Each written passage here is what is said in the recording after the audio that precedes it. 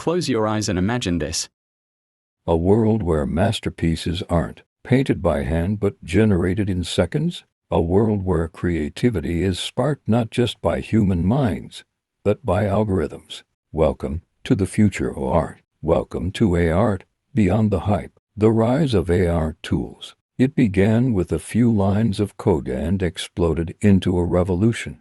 Dull, the Midjourney, and Stable Diffusion, names that once meant nothing, are now redefining what it means to be an artist. From imagination to image. Want a medieval castle floating in space, or a cyberpunk panda sipping tea in Tokyo? Just type it in. AI takes your imagination and turns it into a masterpiece. In seconds, a new kind of creativity asterisk.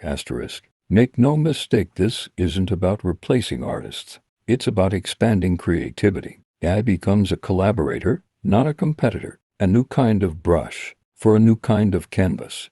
Asterisk, the wow factor. And the results, breathtaking, from dreamlike landscapes to hauntingly realistic portraits. AI-generated art is pushing boundaries we didn't know existed. Controversy, is it really art? But not everyone's clapping. Is this really art or just machine-made mimicry? If a program creates something beautiful,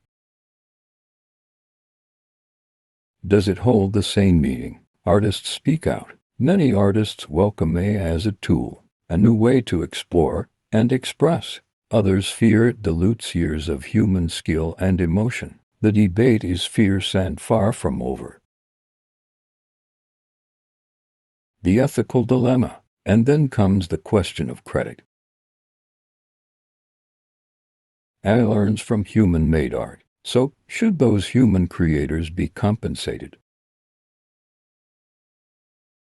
Or are their styles just data to be scraped and reused? Where do we go from here? What's next? A future where artists and AI create side by side, each enhancing the other.